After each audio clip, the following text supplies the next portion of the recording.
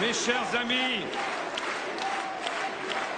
amis de tous les quartiers de la capitale, de toute l'Île-de-France, vous avez répondu par milliers à notre appel. Et ce soir, je veux commencer en vous faisant une promesse. Je vous promets de ne jamais oublier l'espérance qui vous a guidé jusqu'ici.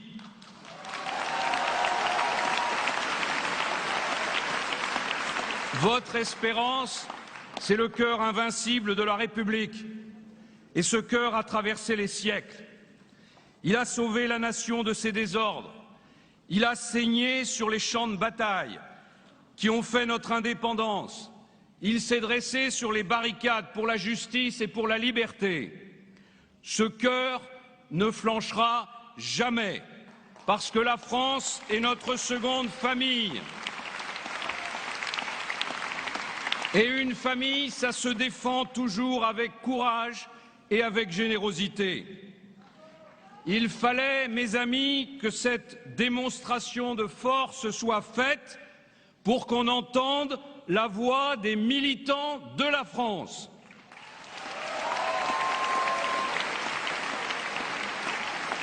Cette voix puissante, votre voix, se propagera partout à l'UMP et elle amplifiera la marche militante que j'ai engagée avec vous. Cette voix touchera aussi des millions de sympathisants et d'électeurs qui espèrent le sursaut. Et oui, je leur dis que nous sommes là et que nous arrivons.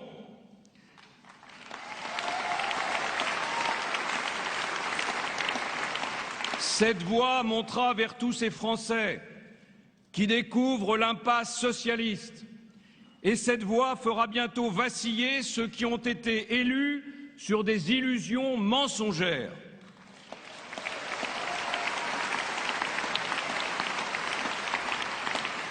Vous, les militants, vous êtes insubmersibles et vous n'avez rien à vous reprocher. Vous n'avez pas à rougir des campagnes que vous avez menées avec tant de dévouement. Seuls contre tous, nos militants ont tracté sur les marchés, ils ont tapé aux portes des indécis, ils ont mené la guérilla des blogs, ils ont enflammé les meetings. À Villepinte, vous étiez des milliers. À la Concorde, au Trocadéro, des dizaines de milliers. Non, vous n'avez à rougir de rien. Vous pouvez être fiers de notre bilan, fiers d'avoir soutenu le président Sarkozy.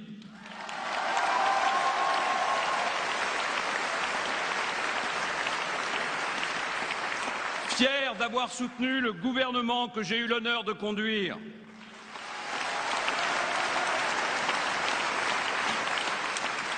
Je l'ai fait avec l'appui de tous les élus ici présents, à qui je veux dire toute mon estime.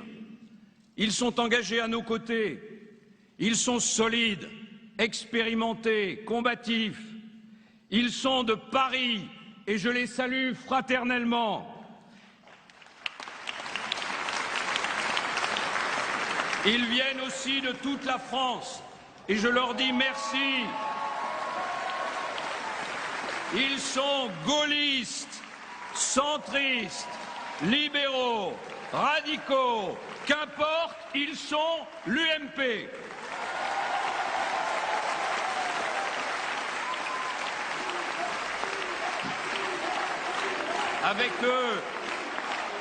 Avec eux et grâce à eux, nous avons agi dans le réacteur de la crise en protégeant les Français du mieux que nous le pouvions et sans jamais stopper l'élan de la réforme. Malgré tous nos efforts, nous avons été battus. Mais nous avons été battus dans des conditions bien singulières. Battus par la tempête économique et financière, comme tous les gouvernements européens qui étaient soumis à des élections. Battus par ceux qui promettaient aux Français que cette crise était superficielle. Eux qui ont eu la bassesse de faire croire que toutes les difficultés de notre pays étaient liées à une seule cause, à une seule personne, Nicolas Sarkozy. Eh bien, mes amis, Nicolas n'était pas le problème, Nicolas était la solution.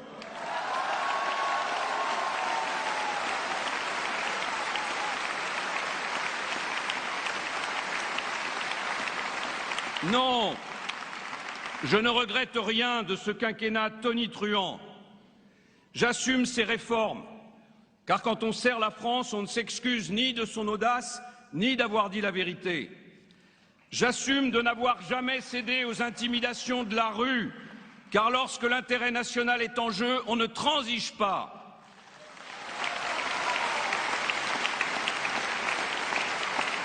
J'assume la force créatrice de la rupture, car l'immobilisme nous tue plus sûrement que le risque. Nous n'avons pas tout réussi, mais nous avons osé. Et l'histoire donnera ses lettres de noblesse à ces années courage où nous nous sommes battus contre la crise et pour le changement. Le 16 mai 2012, j'ai quitté Matignon avec le sentiment d'avoir fait mon devoir.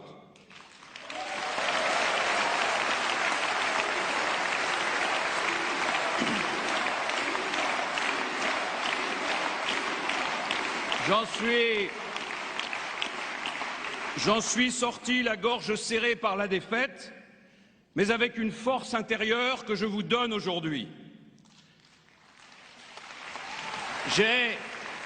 J'ai songé à prendre du recul, mais mon devoir m'a rattrapé au vol. Mon devoir à votre égard, vous les militants qui, durant toute la campagne présidentielle et législative, m'avez fait confiance. Ne lâchez pas, me disiez-vous. Je n'ai pas lâché et je ne lâche rien.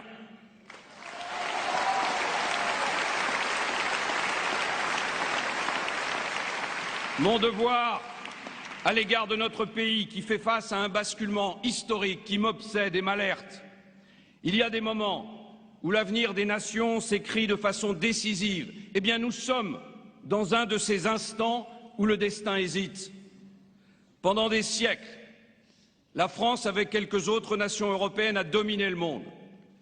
Nous étions les plus puissants, les plus prospères, les plus inventifs, ce qui nous a permis de bâtir une société moderne et solidaire. Mais le monde s'est réveillé et veut prendre sa revanche sur l'histoire. Depuis une vingtaine d'années, des puissances immenses se sont dressées, en quête de progrès et raflant les marchés dont nous avions le monopole. Quand nous luttons pour préserver notre héritage social, ils se battent 10 fois plus pour arracher leur développement. Quand chez nous, nous tentons de sauver une entreprise, ces pays en créent des milliers. Quand chez nous, les 35 heures redeviennent tabous, ces pays travaillent jour et nuit pour fabriquer les produits qui inonderont la planète. Nous n'avons pas le droit de leur lancer la pierre. Ce que ces peuples font, nos anciens l'ont fait. 12 heures par jour, dans nos champs, dans nos usines, dans nos laboratoires, ils ont bâti la fortune de notre pays.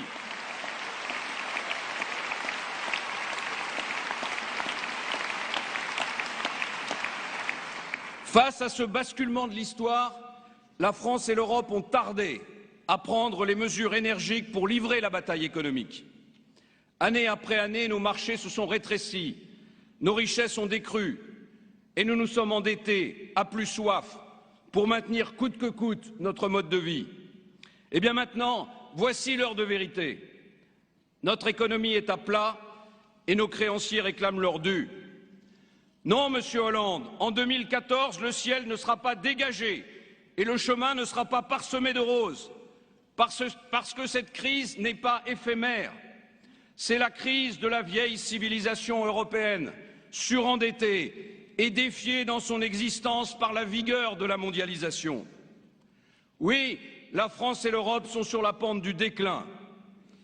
Le processus s'est enclenché dans les années 80 et chacun y a sa part de responsabilité. Durant toute sa campagne présidentielle, François Hollande a nié la crise. À force de croire que tout allait se réenchanter par sa seule présence, il a fini par penser qu'il pouvait être un président normal.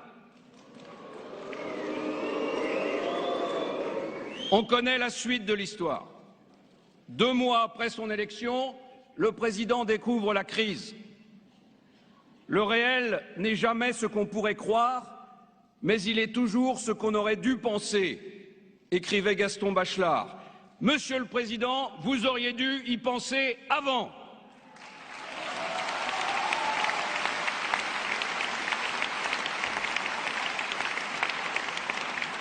Pendant l'été, j'ai eu l'espoir que cette découverte tardive le conduise à changer de politique. Et je l'ai interpellé en lui disant « Devenez le chef de l'État ». Ça n'était pas ironique. Par cette adresse, je voulais lui dire « Devenez le président de la République ». Assumez les institutions qui donnent au chef de l'État la capacité de se détacher des scories partisanes pour prendre en charge l'intérêt général. Devenez, comme aurait dit le général de Gaulle, l'homme de la nation, celui qui est capable de déplaire à ses amis pour défendre son pays.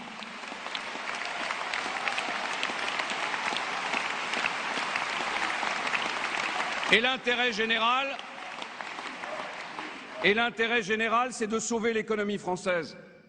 Plutôt que d'imiter les accents de François Mitterrand, François Hollande aurait pu s'inspirer de Pierre Mendès France. Il aurait pu, comme le chancelier socialiste Schröder, être celui qui amplifie la modernisation du pays. Il aurait pu appeler nos concitoyens à travailler plus. Il aurait pu soutenir nos entreprises au lieu de les étouffer. Il aurait pu continuer à renforcer l'État au lieu de relancer la machine à dépenser.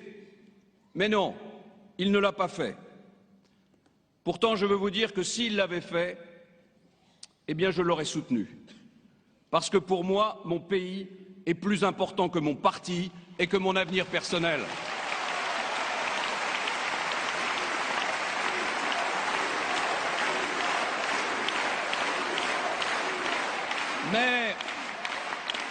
Mais il ne l'a pas fait et il ne pourra plus le faire parce qu'il a gâché toutes ses chances d'être l'homme du rassemblement.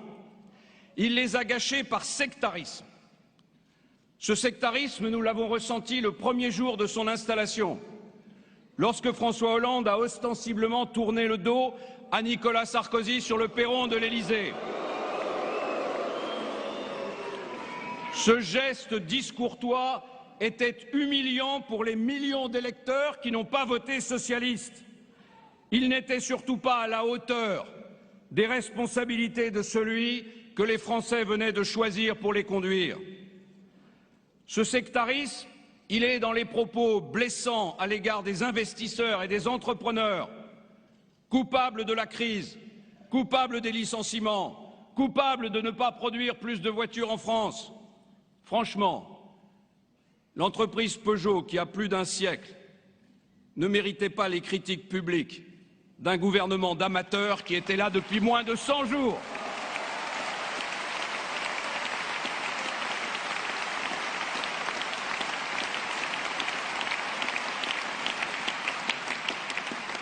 Ce sectarisme, je le vois aussi dans cette volonté aveugle de faire aboutir des projets aussi sensibles et conflictuels que celui du mariage homosexuel, celui de la question de la fin de vie ou celui du droit de vote des étrangers. Je veux vous dire que je suis farouchement hostile à ces projets et je les combattrai sans relâche pour des raisons politiques et pour des raisons philosophiques.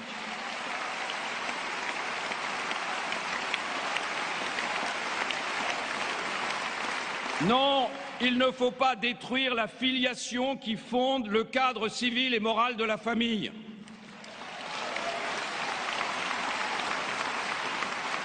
Le gouvernement refuse d'organiser le débat national qui permettrait à tous les Français de mesurer la gravité d'une réforme qu'on leur présente sous le seul angle des sentiments, alors qu'elle remet en cause l'un des piliers de notre société. Eh bien, président de l'UMP, j'organiserai dans chaque département un grand débat auquel nous convierons les spécialistes de la famille pour éclairer tous nos concitoyens sur des enjeux qu'on leur dissimule sciemment. Moi, je veux aller plus loin que la protestation, je veux mobiliser la conscience des Français.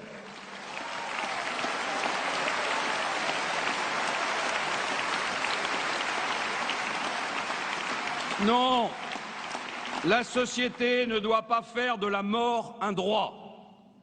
Non, il ne faut pas sectionner la citoyenneté de la nationalité, parce que si la République est indivisible, c'est qu'elle est une et unique.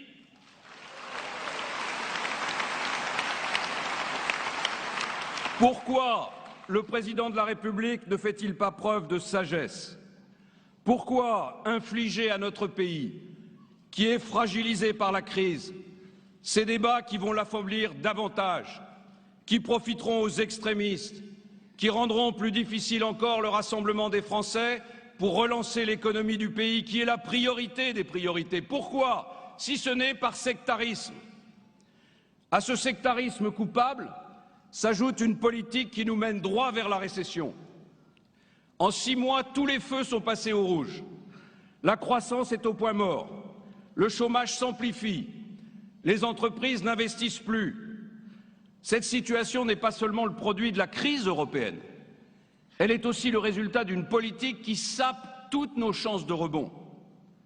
Le gouvernement a sacrifié les heures supplémentaires défiscalisées qui avaient le mérite de motiver les salariés et d'augmenter leur feuille de paye. La gauche, souvenez-vous, nous donnait des leçons de justice. Eh bien là, voilà la justice socialiste. Travaillez moins et gagnez moins. Et tant pis pour les classes populaires. Et cadeau pour nos concurrents internationaux. Le gouvernement a sacrifié la TVA compétitivité, qui aurait permis immédiatement et massivement d'alléger le coût du travail. Et voici qu'aujourd'hui, il découvre qu'il y a un problème de compétitivité. Il nous dit qu'il va mettre en œuvre les propositions du rapport Gallois et que c'est une révolution copernicienne pour le Parti socialiste. François Hollande a découvert la perestroïka. La France est en crise depuis 5 ans et certains s'extasient encore de voir le gouvernement de gauche découvrir la réalité économique. Pour alléger le coût du travail, nos coperniciens ont décidé d'installer un crédit d'impôt qui sera d'une complexité kafkaïenne pour les entreprises, un crédit qui leur sera octroyé à condition qu'elles soient sages, qu'elles se portent bien et qu'elles se plient à une avalanche de conditions et de contrôles. De baisse des charges, il n'y en aura donc pas. Mais l'augmentation de la TVA que François Hollande avait condamnée pour son injustice, disait-il, elle aura bien lieu. Et une augmentation de TVA plus brutale que celle que nous avions adoptée, puisqu'elle se concentre sur le taux intermédiaire, c'est-à-dire sur les travaux de rénovation, sur les transports ou encore sur la restauration collective. Voilà ce que les Français découvrent. Nous avions proposé aux Français la hausse de la TVA contre la baisse du coût du travail. Hollande leur offre l'augmentation de la TVA sans la baisse du coût du travail.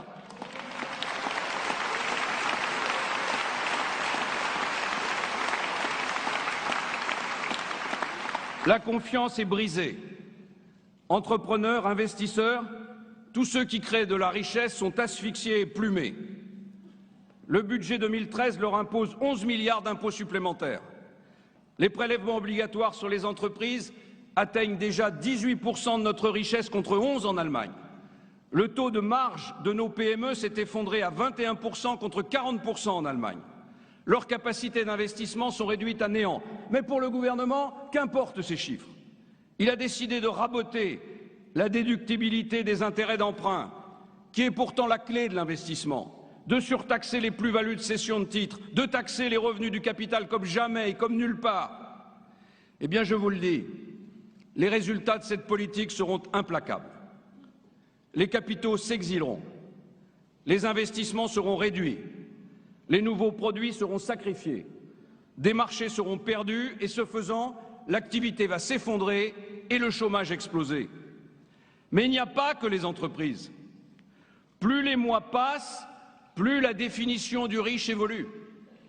Et désormais, pour François Hollande, le riche, c'est vous tous, puisque c'est vous qui allez payer 10 milliards d'impôts supplémentaires.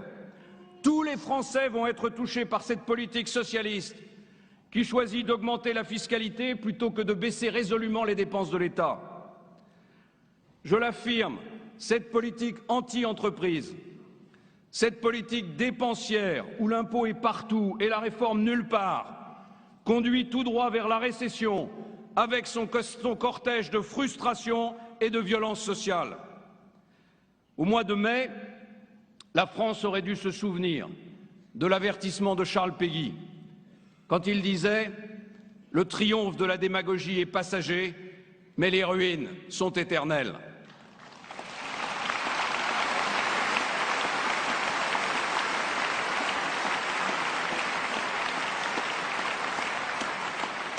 Alors, devant l'urgence, notre priorité, c'est d'être les premiers opposants de la gauche. C'est de ne jamais laisser les socialistes en paix. À l'Assemblée nationale, au Sénat, dans les collectivités, sur le terrain militant, notre devoir est d'opposer une digue à leurs erreurs et à leurs hypocrisies. Mes chers amis, si François Hollande est désormais dans l'incapacité de rassembler et de relancer notre pays, alors qui peut le faire et qui doit le faire? Nous, l'UMP, c'est notre devoir, c'est notre responsabilité. Dans cette campagne, j'ai indiqué que je n'étais candidat contre personne, mais candidat pour engager le combat du redressement national. Alors certains m'ont dit « François, c'est une élection interne, une élection pour gérer le parti, pas une élection pour la France ». Eh bien non, un parti qui ne s'intéresse qu'à lui-même, à ses structures, à ses investitures, à ses tactiques, à son petit socle électoral, c'est un parti qui va droit au cimetière des machins inutiles.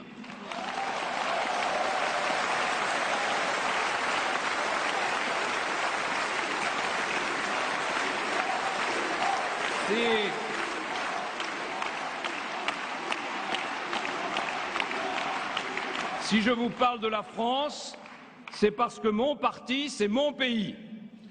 Je ne suis pas seulement candidat pour organiser l'UMP entre nous, mais candidat pour que notre parti devienne la force qui attirera le plus grand nombre de nos concitoyens autour d'un projet de redressement national. Mon but, c'est le rassemblement des Français. Et en cela, je veux dire que je suis fidèle aux origines de notre mouvement, qui a uni les gaullistes, les libéraux et les centristes.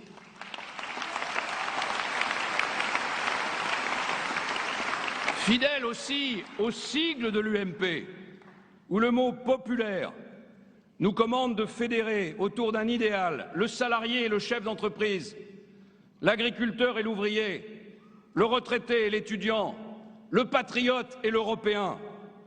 Cette stratégie du rassemblement, c'est vrai, me distingue de Jean-François Copé. Elle pose la question de la ligne politique que vous allez devoir choisir. Certains pensent que l'on regagnera la France en prenant tous les virages à droite. Moi, j'ai la conviction qu'on la regagnera par la droite, par le centre et même par la gauche.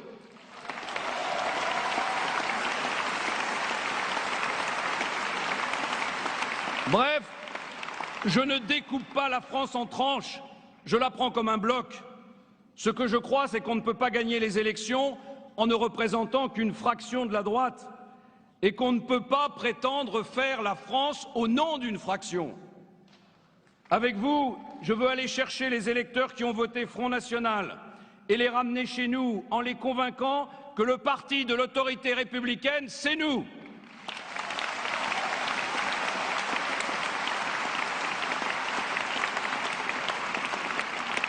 Je veux aller chercher les électeurs modérés qui ont déserté nos rangs en les convainquant que le parti de la responsabilité, c'est nous.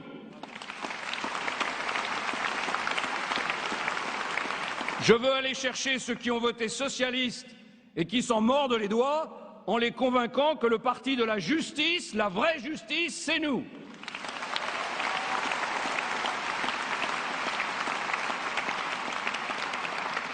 Je veux tendre la main à ces Français qui sont loin de nous, parce que nous apprendrons d'eux autant qu'ils apprendront de nous.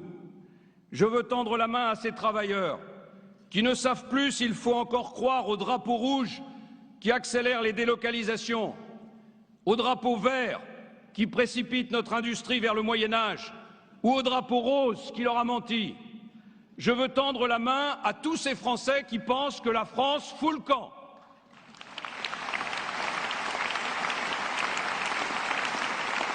Je veux la tendre à tous ces Français d'origine étrangère qui respectent nos lois et qui sont les premières victimes de ces fanatiques qui instrumentalisent la religion.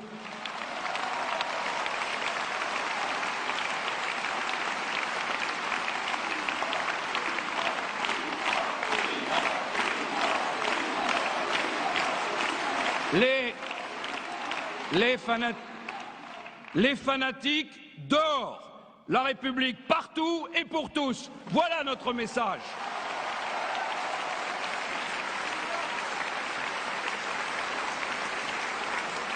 Je veux aussi tendre la main à tous ces jeunes qui ne savent plus s'il faut suivre le dealer de drogue, qui gagne en un jour ce que leur père gagne en un mois, qui ne savent même plus les paroles de la Marseillaise et qui ne savent plus que le bonheur est une conquête et pas un dû.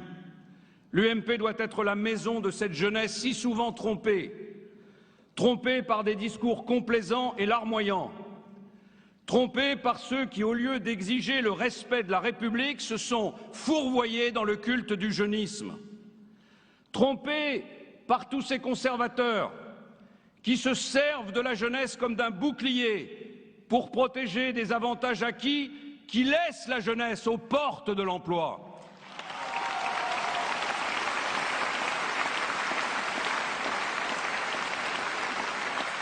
Jeunesse trompée aussi par ceux qui leur promettent que le succès de leur existence se confond avec un emploi sans avenir dans l'administration, un travail à 35 heures et une retraite le plus tôt possible. Jeunesse trompée par ceux qui cèdent devant les méfaits de la drogue et qui veulent ouvrir des salles de shoot plutôt que des salles de désintoxication. Jeunesse trompée par les lumières mensongères d'une société du spectacle qui leur vend des chimères. Jeunesse trompée, mais aussi jeunesse capable des plus beaux élans de vaillance et de générosité. À cette jeunesse-là, l'UMP doit ouvrir grand ses bras, car il y a dans nos valeurs bien plus d'audace qu'ailleurs. Oui, allons vers tous ces Français, parce que chacun doit apporter sa pierre à l'œuvre de rassemblement et de redressement qui est la nôtre. Municipale, cantonale, régionale, européenne, législative, présidentielle. Pour toutes ces échéances à venir, je vous dis, mes amis, que le parti vainqueur ne sera pas celui qui divise les Français. Ce sera celui qui les traite tous en citoyens. Ce sera celui qui les traite tous en frères d'une nation dont il faut recoller les morceaux.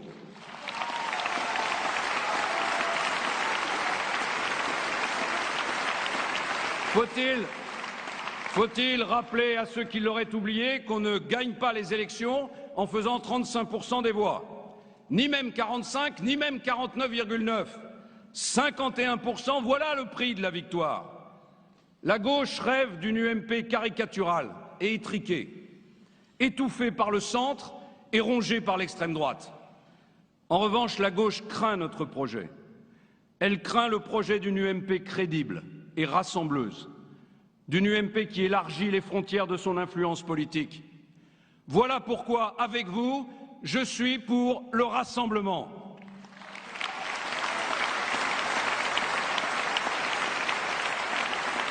Et pour faire ce rassemblement, il faut bâtir ensemble un projet solide et juste. Pourquoi un projet si loin des échéances électorales? Parce que le combat de l'alternance commence maintenant. Parce qu'on ne peut pas dire aux Français que le pays va mal et être aux abonnés absents dès lors qu'il s'agit d'avancer nos propositions. Parce qu'en 2014, pour arracher à la gauche ces villes et ces villages, nos candidats devront pouvoir s'appuyer sur une vision de la France. Pour gagner au niveau local, il faut gagner en crédibilité au niveau national. Et la crédibilité, ça n'est pas la somme des postures et des coups de menton, c'est la récompense de la cohérence intellectuelle.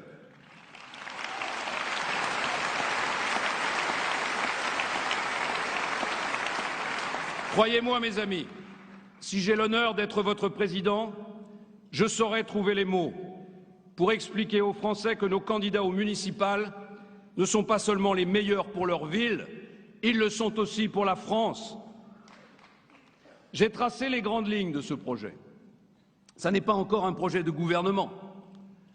Ce projet de gouvernement, il a besoin d'être complété, renouvelé, en fonction des évolutions de notre pays et du monde. Il a surtout besoin de s'enrichir de vos avis, de vos expériences, de votre vécu avec ses coups de sang et avec ses espoirs. J'ai trop vu par le passé ces projets rédigés dans la précipitation, à quelques semaines des élections. J'ai trop vu par le passé ces bonnes idées qui montaient du terrain, mais qui étaient broyées dans l'urgence et dans les filtres qui assèchent la pensée. Alors oui, il faut commencer maintenant, et il faut commencer par l'essentiel. Et l'essentiel, c'est le redressement économique. Il faut une thérapie de choc pour concrétiser un objectif simple et vital. La France doit produire plus pour vendre plus.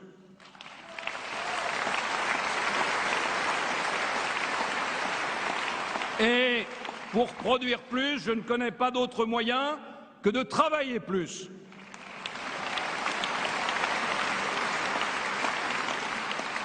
Nous sommes le pays européen où la durée légale du travail est la plus basse. Nous en avons subi les conséquences en termes de délocalisation et de désindustrialisation. Avec Nicolas Sarkozy, nous avions assoupli les 35 heures. La gauche a remis le moteur au point mort. Eh bien maintenant, devant l'urgence de la crise, il est temps d'arrêter de tourner autour du pot. Je propose d'abroger purement et simplement les 35 heures pour nous remettre au niveau des autres pays européens.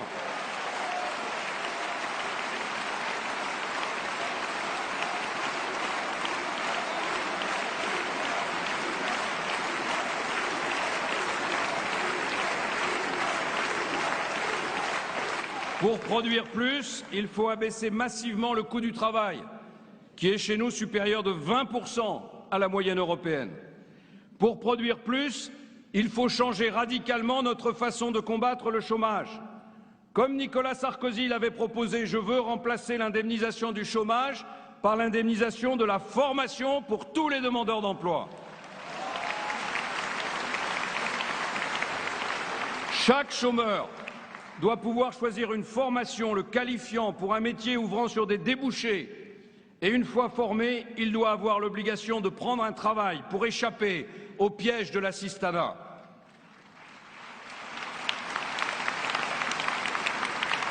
Cette réforme exige une refonte radicale de notre système de formation pour concentrer les moyens sur ceux qui cherchent un emploi.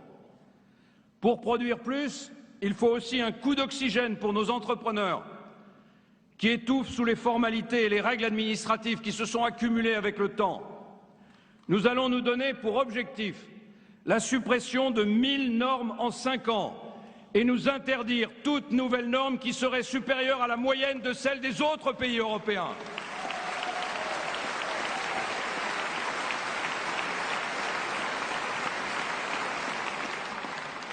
Les seuils réglementaires qui régissent la vie des PME doivent être relevés immédiatement de 50%.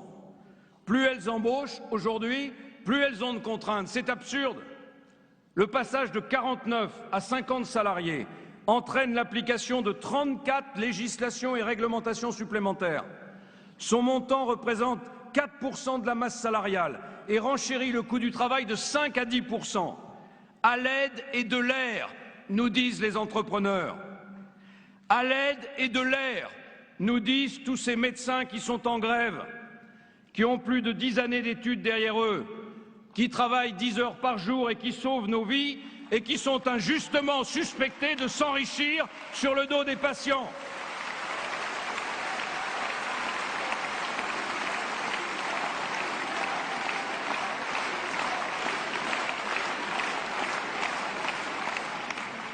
À l'UMP, nous entendons le message 5 sur 5. Produire plus, c'est participer tous à l'effort de redressement national.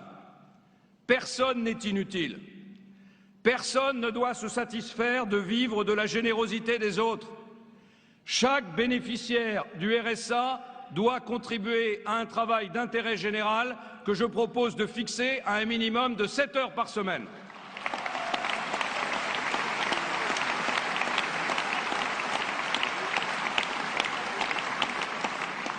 Et enfin, produire plus, c'est dépenser moins. En 2007, j'avais choqué en disant être à la tête d'un État en faillite.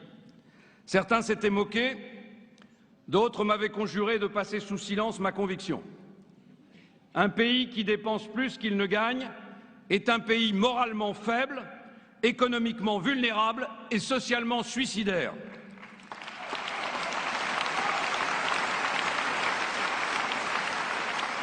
Avec Nicolas Sarkozy, nous avions pris le sujet à bras-le-corps en divisant par 2 le nombre des recrutements de fonctionnaires, en gelant puis en réduisant chaque année les dépenses de l'État, en faisant sauter le symbole des 60 ans qui menait nos retraites à la ruine. Contre les déficits, le gouvernement actuel ne réduit pas les dépenses de l'État.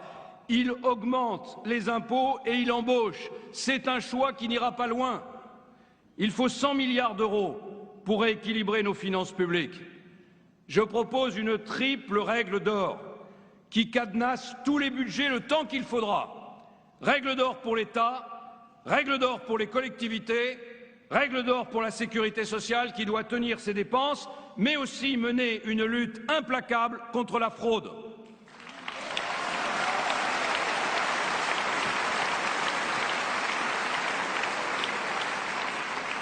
Parce que la solidarité est un droit et non pas un don sans contrepartie.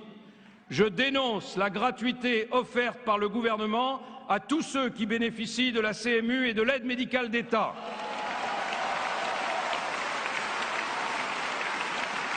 Même symbolique, la participation financière constitue un acte civique. Mes amis, pour conjurer le risque de déclin, la France doit produire plus et elle doit faire de l'Europe la puissance mondiale qu'elle n'est toujours pas. Je ne suis pas un euro-béat. Je sais parfaitement les inquiétudes et le scepticisme qui entourent l'Union européenne. Avec Philippe Séguin, j'ai voté contre le traité de Maastricht parce que je redoutais l'instauration d'une monnaie unique pour des États dont les niveaux de vie, les règles économiques et fiscales étaient tellement différents. En un mot, je ne pensais pas qu'on puisse avoir une monnaie qui ait la même valeur à Athènes et à Berlin. Eh bien aujourd'hui, je pourrais triompher en disant que je n'avais pas totalement tort. Je ne le fais pas.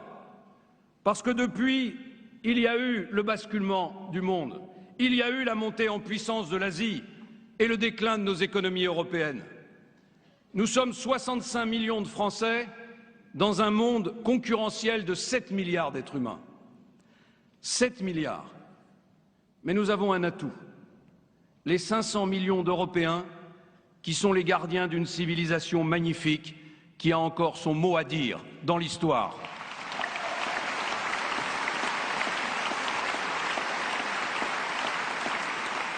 Ceux qui, à l'extrême droite, militent pour le retour aux francs sont hors sujet.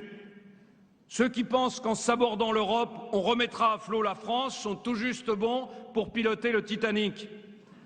L'intérêt national commande d'être européen.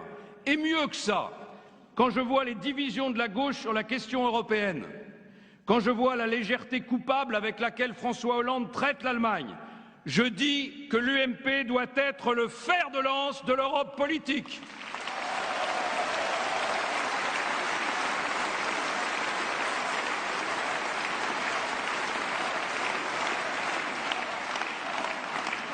Je milite pour une Europe robuste, pour une Europe plus musclée dans ses institutions et plus solidaire dans ses actions. Je sais par expérience que cela ne pourra pas se faire à 27. Cela se fera autour d'une union franco-allemande sans laquelle rien ne marche en Europe. Cela se fera autour d'un gouvernement économique de la zone euro capable de décider, capable d'harmoniser les stratégies économiques, budgétaires, fiscales et sociales du noyau dur européen.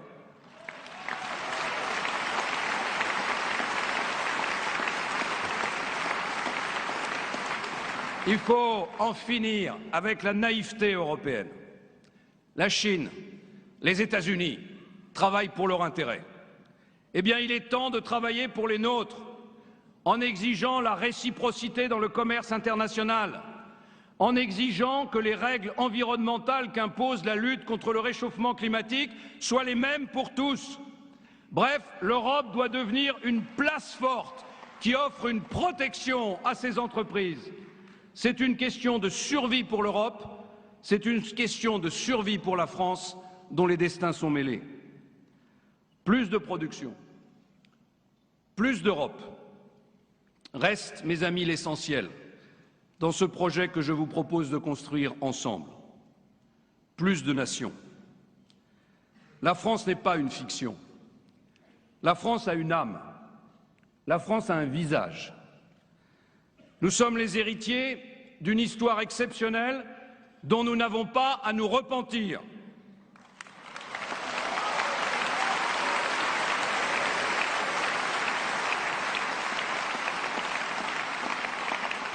Nous sommes les dépositaires d'une culture brillante. Nous avons nos lois, nos mœurs. Négliger tout cela, ridiculiser tout cela, c'est ouvrir la porte au néant. Dans la mondialisation, notre unité nationale est notre première arme. Depuis 10 siècles, notre volonté de nous organiser autour d'un projet collectif s'est imposée sur nos particularismes et sur nos vieux penchants pour la division. Tout commence à l'école de la République. À l'école de la République qui doit transmettre les savoirs fondamentaux et inculquer les règles civiques et morales sans lesquelles tout part à volo. Oui, nous voulons une école de l'autorité, nous voulons une école du respect, nous voulons une école du devoir, nous voulons une école de l'effort.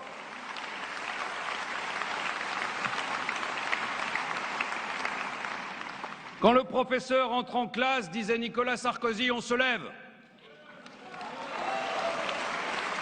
Quand les délinquants perturbent les cours, on responsabilise leurs parents et on expulse les réfractaires dans des structures adaptées pour les recadrer. Je vous propose une école qui soit vraiment celle de la République, une école où l'uniforme symbolise l'égalité,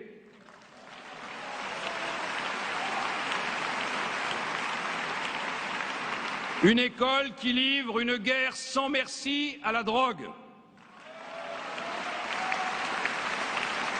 une école qui ne laisse personne la quitter sans maîtriser les savoirs fondamentaux, quitte à allonger la scolarité de ceux qui en ont besoin et à proposer les modes d'apprentissage adaptés à chaque personnalité.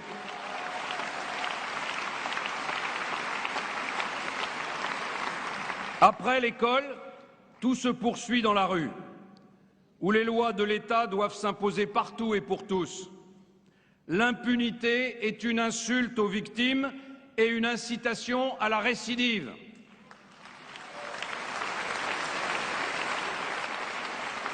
Je propose que le principe des peines planchers soit élargi à tous les délits.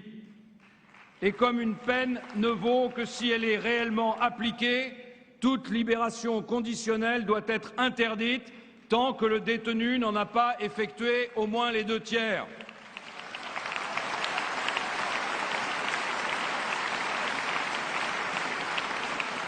Ceux qui bafouent l'autorité de nos lois, ceux qui défient l'unité nationale, ceux qui déchirent notre fraternité me trouveront toujours sur leur chemin, et vous avec.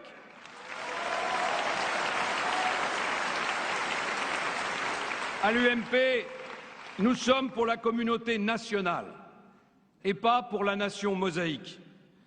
Voilà pourquoi je m'insurge lorsque les corporatismes professionnels s'estiment plus légitimes que l'intérêt général. Voilà pourquoi, avec vous, je m'opposerai de toutes mes forces au vote des étrangers non communautaires aux élections locales.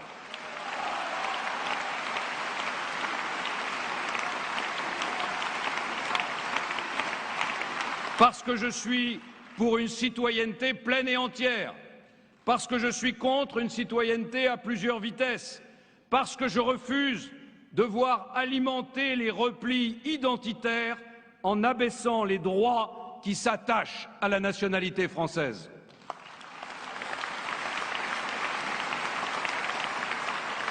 Voilà aussi pourquoi je suis pour la laïcité. Ministre de l'Éducation nationale, j'ai été celui qui a fait appliquer l'interdiction du voile à l'école.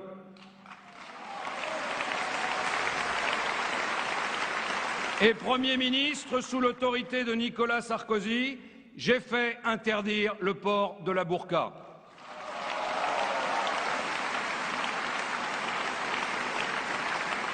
Parce qu'en France, les femmes et les hommes sont égaux. En France, on se regarde à visage découvert, sans se défier, sans se juger. Personnellement, j'ai la foi et j'ai reçu une éducation chrétienne. Mais en France, la foi est une affaire spirituelle. Elle n'est pas un projet de société. Le combat pour la laïcité ne date d'ailleurs pas d'aujourd'hui. Ce que l'État a autrefois exigé de la religion catholique, eh bien, il a le droit de l'exiger aujourd'hui de la religion musulmane, ni plus ni moins.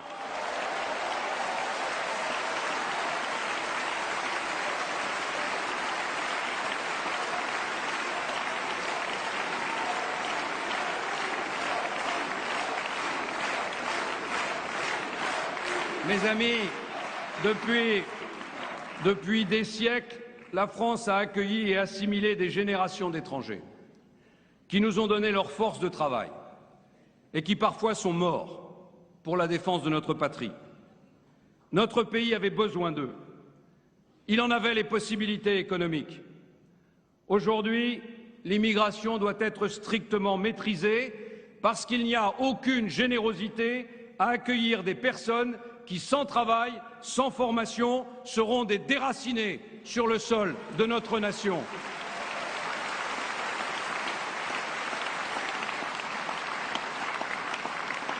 Cette question de l'immigration doit être traitée avec sang-froid, loin de la haine de l'extrême droite et loin de l'angélisme de la gauche.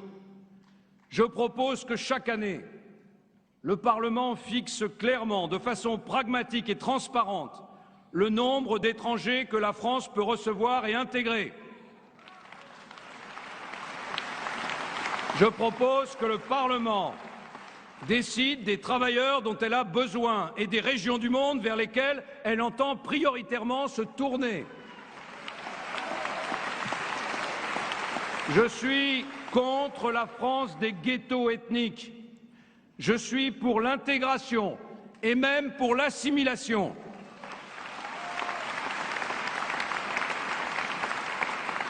Pendant longtemps, bien des étrangers qui s'installaient chez nous sont devenus presque plus français que les Français qui les accueillaient, parce qu'ils mesuraient mieux que quiconque, eux qui vivaient dans des pays sans liberté, la formidable chance de devenir le citoyen d'une République qui a fait sienne les valeurs de liberté, d'égalité et de fraternité.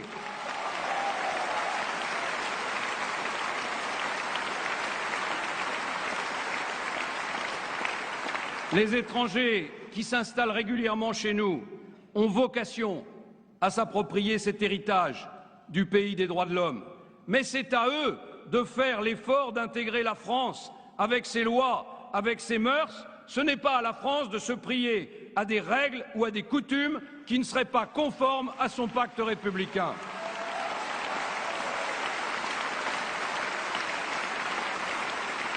Nous sommes une nation d'intégration. Et l'intégration signifie que celui qui vient légalement en France adopte la France. Et dès lors, la France l'adopte comme l'un des siens. Pour le général de Gaulle, il n'y avait d'ailleurs que deux catégories de Français. Ceux qui font leur devoir et ceux qui ne le font pas.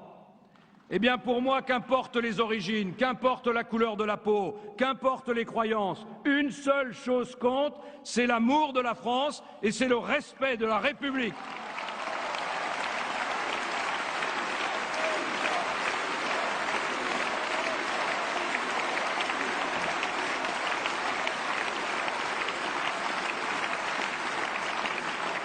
Mes amis, À 14 ans, j'avais couvert les murs de ma chambre de photos du général de Gaulle. Ça intriguait mes camarades qui, eux, affichaient des photos de Che Guevara. Franchement, quand je vois le bilan de Che Guevara et celui du général de Gaulle, j'ai pas de remords d'avoir choisi le général de Gaulle. À 20 ans, je rejoignais le parti gaulliste comme simple militant. Avant d'assumer des fonctions nationales, j'ai été maire, j'ai été conseiller général, j'ai été conseiller régional, j'ai présidé ma fédération de l'UMP. J'ai livré tant de batailles avec les militants qu'il me serait impossible de les dénombrer.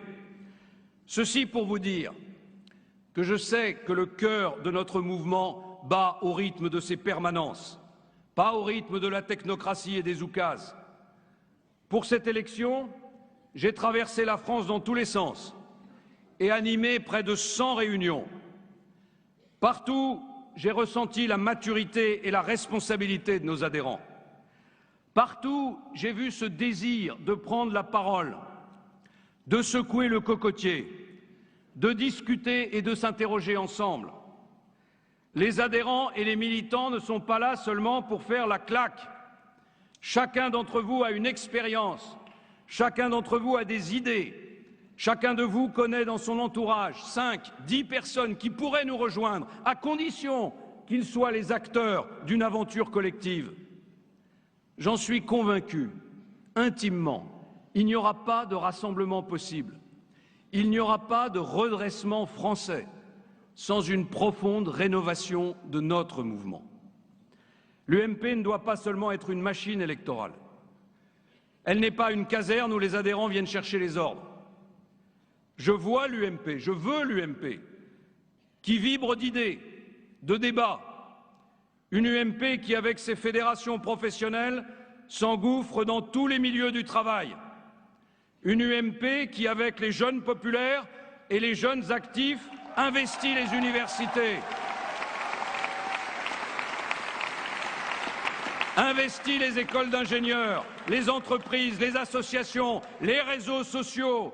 Une UMP qui attire dans sa revue les plus grands noms de la pensée française.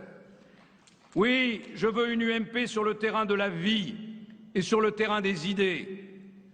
Tout commence aujourd'hui avec vous et tout se fera avec vous. À tous les étages, je veux renforcer la démocratie militante. Vous souhaitez participer directement à la ligne politique de l'UMP? Je m'engage à organiser régulièrement des référendums internes qui vous permettront de choisir la ligne politique de votre mouvement.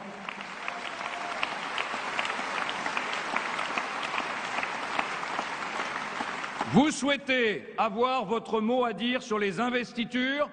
Elles seront toutes soumises à votre voix.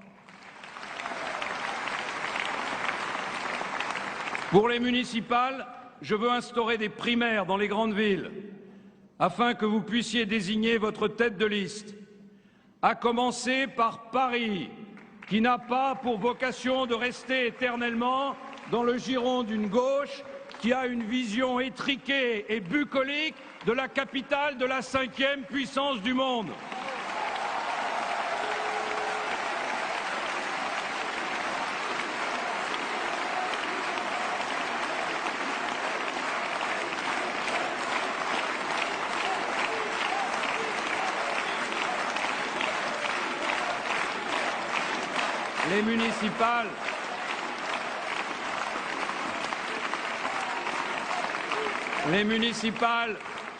Les municipales seront notre premier rendez-vous électoral.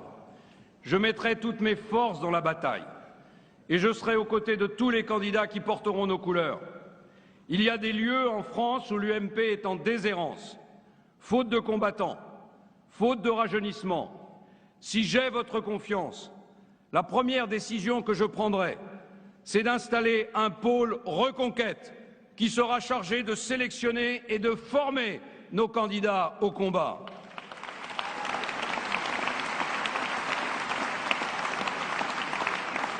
Plus de jeunes, plus de femmes, plus de diversité, plus d'ancrage territorial.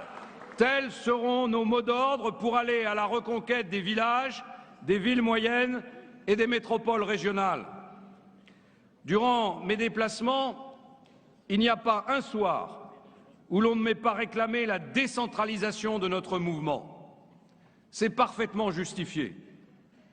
On ne fait pas de la politique de la même façon dans les Alpes-Maritimes ou dans les Charentes-Maritimes. Les préoccupations ne sont pas toujours les mêmes. Les messages ne sont pas toujours les mêmes. Les actions, les réactions et les tracts ne peuvent donc pas être partout les mêmes. Je veux décentraliser.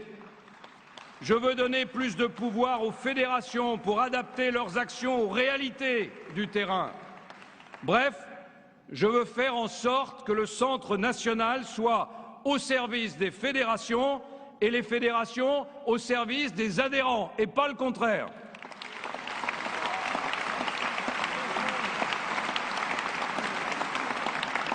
Vous souhaitez plus de débats et plus de diversité, mais vous souhaitez aussi plus d'unité. Eh bien, je veux m'engager sur ces deux points. Cette diversité qui est inscrite dans nos statuts, c'est celle des mouvements et des sensibilités qui doivent avoir les moyens de contribuer à l'expression de notre pluralité. Mais le pluralisme, c'est aussi plus de responsabilité. Nous sommes une famille. Et comme dans toute famille, on discute. On se chahute parfois. Mais une fois qu'une décision est prise, on fait bloc. Je ne veux pas que l'UMP se balkanise. Je ne veux pas que l'UMP devienne une machine à fabriquer des chapelles, des divisions et des courants. Je ne veux pas que l'UMP soit à l'image de la 4e République. Si les adhérents m'accordent leur confiance, mon devoir sera d'écouter tout le monde, mais de rassembler la famille politique, car il serait impossible de rassembler les Français si nous étions divisés nous-mêmes, comme le sont aujourd'hui les socialistes.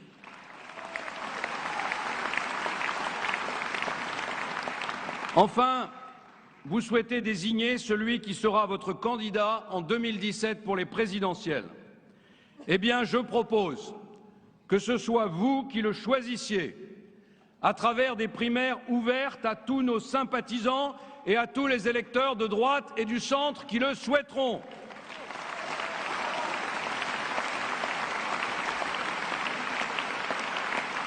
C'est vous et personne d'autre qui jugerez celui qui est le plus à même de rassembler et de gagner.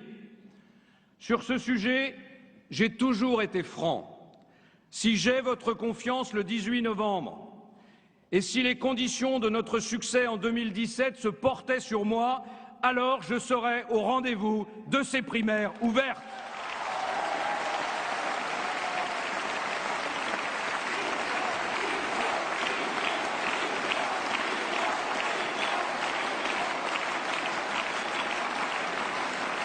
Mes chers amis,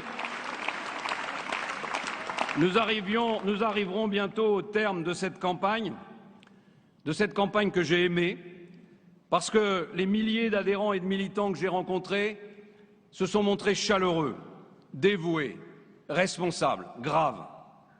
Je leur ai parlé de la France et eux, ils m'ont parlé d'elle. Jamais je ne me suis situé par rapport à mon concurrent, parce que l'unité de l'UMP est notre bien le plus sacré. Comme vous, j'ai naturellement entendu les reproches quotidiens qui m'étaient adressés. Tout cela n'a que peu d'importance. Les adhérents jugeront, les adhérents feront la part des choses. Mais ce soir, j'entends dire aussi ma part de vérité. Oui, je suis fier de la confiance que m'ont accordée les Parisiens après avoir donné 30 ans de ma vie publique à la Sarthe, et j'entends avec vous m'engager puissamment pour la reconquête de la capitale.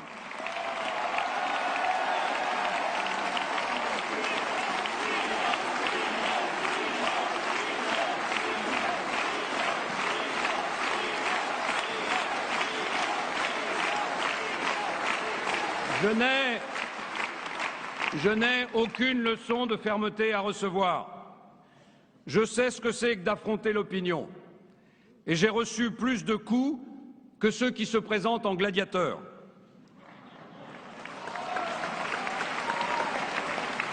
L'expérience m'a enseigné que la force est juste quand elle est nécessaire à l'intérêt national. Tout le reste, c'est de la littérature. Pas plus que vous, je n'ai besoin d'une thérapie de groupe. Le drapeau français est derrière moi et je vois ces centaines de drapeaux tricolores devant moi.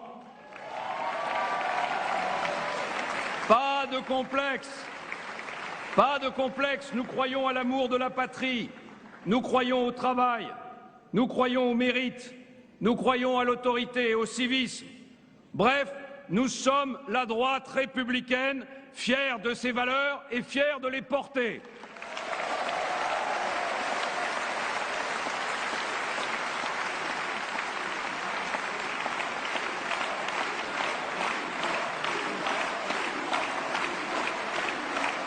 Enfin, oui, je revendique ma tempérance médiatique. J'ai toujours pensé que la parole politique n'avait de sens que si elle était dosée et réfléchie. Nous, les élus, nous ne sommes pas des stars. Nous ne sommes pas des vedettes de l'écran. Nous sommes au service des Français. Et l'affaire est suffisamment importante pour ne pas se perdre dans le tourbillon de l'actualité.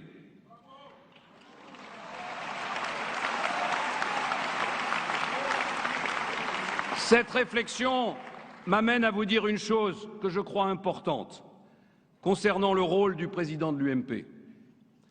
Le devoir de votre prochain président n'est pas d'être le vis-à-vis remuant d'Harlem Désir, de Marine Le Pen ou de Jean-Luc Mélenchon.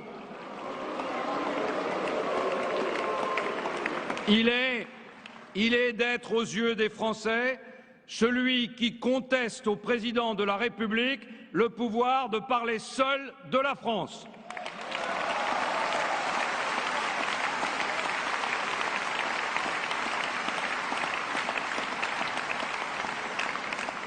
Voilà, mes amis, lundi prochain, c'est le président de l'UMP qui s'exprimera devant vous. Il lui faudra hisser la France au-dessus de ses divisions, mais aussi au-dessus de ses frayeurs.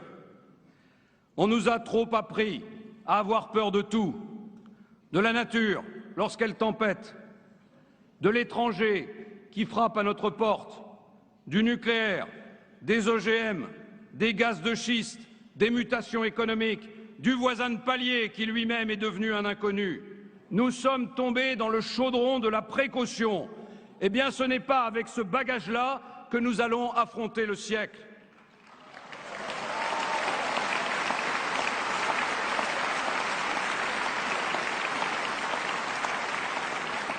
Le redressement ne s'opérera que si on retrouve le sens du risque et le goût des terres nouvelles vers lesquelles il nous faut nous aventurer. Comment pourrions-nous relancer la croissance, l'économie, conquérir des marchés nouveaux, parler avec d'autres civilisations si on se satisfait de cette petite soupe de narcissisme et de paranoïa qu'on nous sert tous les jours?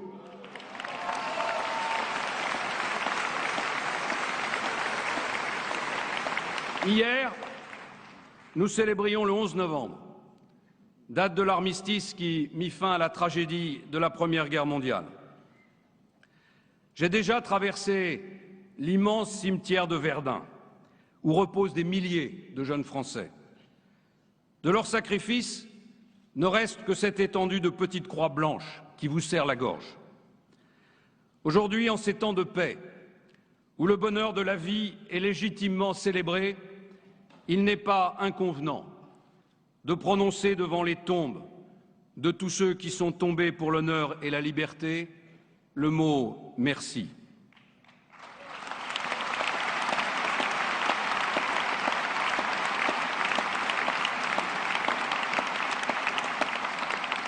Par leur courage, par leur travail, des générations de Français nous ont donné la fierté de pouvoir dire la plus belle et la plus simple des phrases. Je suis français.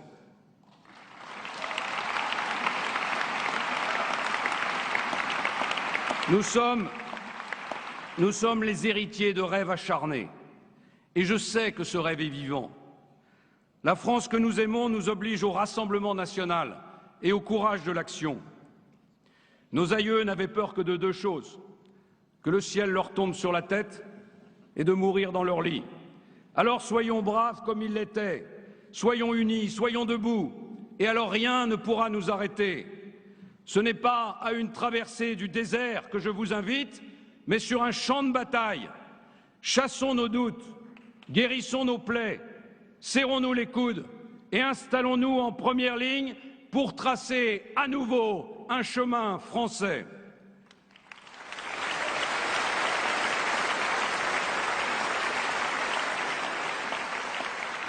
Je mesure l'ampleur de la tâche qui nous attend. Je sais que rien n'est acquis, que rien ne nous sera donné. La victoire ne viendra pas par défaut. Il nous faudra convaincre les Français, d'abord par la dignité de notre attitude et ensuite par la crédibilité de notre projet. Il faudra arracher nos succès dans toutes les élections. Alors pour cela, je vous donne rendez-vous sur le terrain et pas sur le tapis vert des sous-états-majors. C'est dans les villes, c'est dans les départements, c'est dans les régions.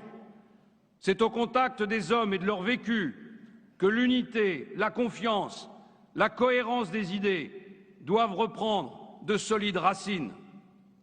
Le 18 novembre sera la première marche de la reconquête. La participation électorale doit être massive.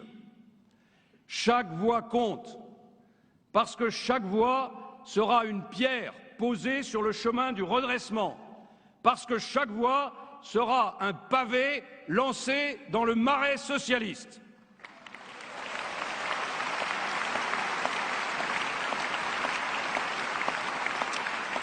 Le 18 novembre, en votant, les questions que les adhérents devront se poser et trancher sont simples et décisives pour l'avenir. Qui est le plus à même de vous rassembler? Qui est le plus à même de rassembler les Français autour de l'UMP? Et ce faisant, qui est le plus à même de vous faire gagner?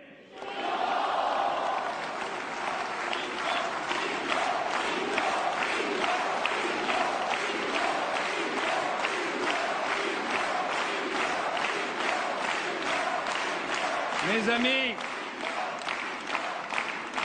j'ai besoin de votre mobilisation. J'ai besoin de vous pour convaincre les indécis, parce que je n'ai pas le privilège de pouvoir actionner toutes les manettes de notre parti. Avec Valérie Pécresse, avec Laurent Wauquiez, avec Éric Ciotti, depuis le début, je travaille avec une poignée de militants bénévoles et d'élus dont le nombre n'a cessé de grandir. Non, nous ne sommes pas seuls. Vous êtes là, vous êtes des milliers à Paris et partout en France à avoir rejoint ma campagne. Le 18 novembre, je vous demande de faire entendre une voix forte et une voix rassemblée. Le 18 novembre, la gauche doit sentir que le vent de la victoire va bientôt tourner.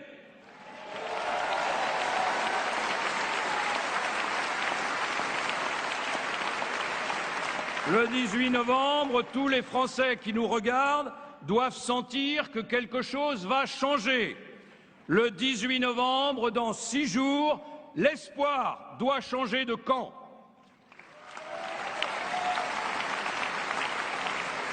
Mes amis, maintenant partons à l'assaut. Engagez-vous, mobilisez-vous, rassemblez-vous, retroussons nos manches et battons-nous ensemble. Oui, battons-nous, parce qu'au bout de notre chemin, au bout de vos engagements, au bout de vos passions, au bout de tous ces combats que nous allons livrer ensemble, il y a la République qui nous attend et il y a la France qui est notre espérance. Vive la République, vive la France!